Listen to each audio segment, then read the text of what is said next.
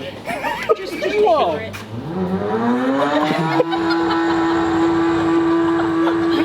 Oh my God. Jesus Christ.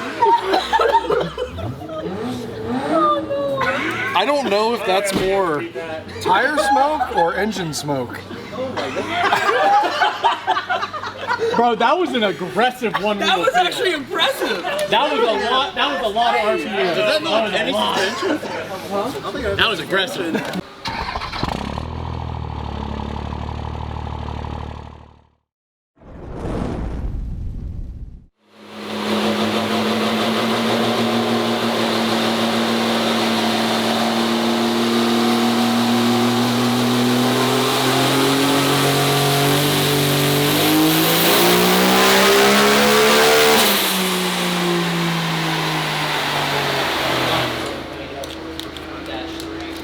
Need to pull that back sensor back out. Okay, that was blowing the wastegates wide open at 985 horsepower, and with a 88mm GT55, you really don't need wastegates. We've got turbo shaft speed, but he doesn't have the digital to analog converter that we need to read it into the AAM logger.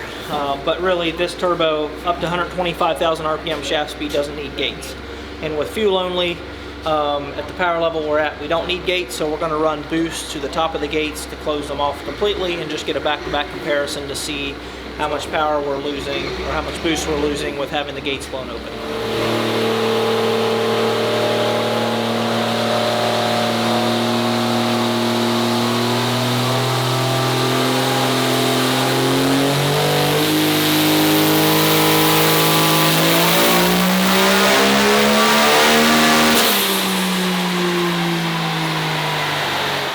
Okay, today we've got Nathan Orr's race truck on the dyno. So this is a truck that he has been building for 4 years. Yep. So it's finally together and running, and I'm going to let him tell you guys a little bit about it. So why don't you tell us a little bit about the journey of the truck and what all parts you got in it? So 250% over injectors, 14mm race pump.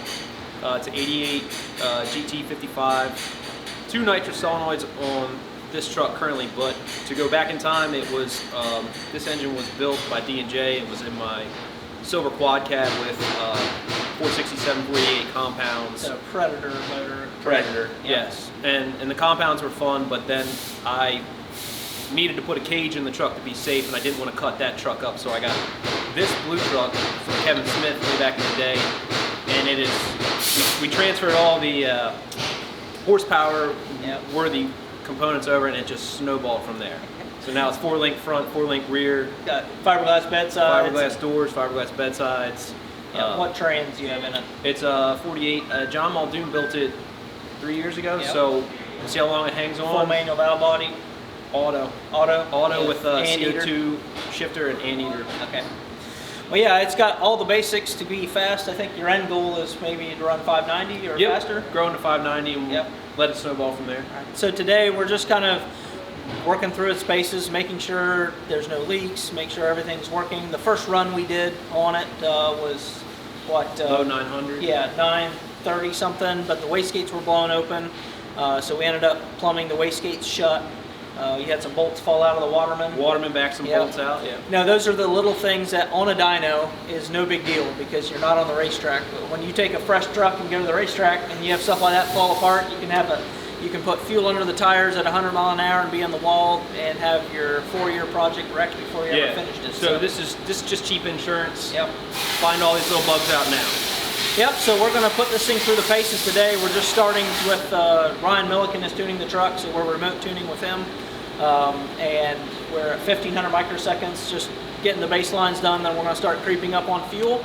Once we're maxed out on fuel, then we'll add some nitrous if we're not happy with the numbers and see how much power we can make today.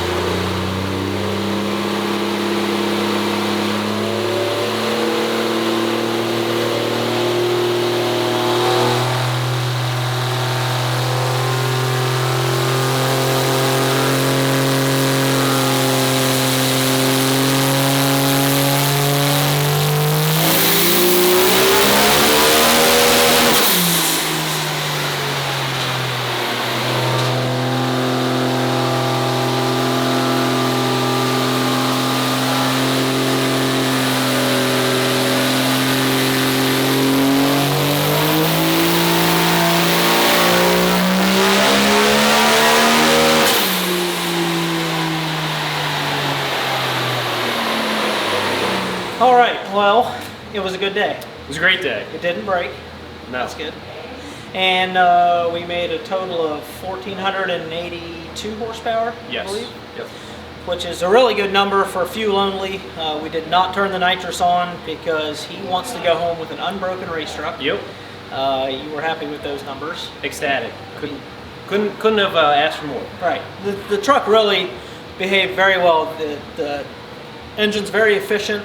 Every time we added fuel quantity, it was still making more power. We still had more power that we could make, but the goal today was not to just see how much power we could make. No, I want to go down the track versus have a dyno number, so this is a great learning experience. We did some comparisons of with the wastegates closed and the wastegates open. Really, there was very little difference, about 10 horsepower difference. We tested it at 930 horsepower, and we tested it at 1,482 horsepower with the gates closed, and with the gates open, it made 1,471 horsepower. Correct. And we were only making like 48 pounds of drive pressure and 70 pounds of boost with the gates closed, and we made, 38 pounds of drive and 67 pounds of boost with the gates open. So it's very efficient. Everything's happy. You should be ready to go run 590, right? We'll see. We're gonna grow into it. I would just like to say thank you to Firepunk for having me, Ryan for being available today. Mike Ryan did a bunch of the fabrication work. Chris Gelball's helped me out, multiple questions answered, and everyone else that's pitched in. I appreciate it. So, Right. It takes a team. Yeah. So we'll probably be out blowing it up soon.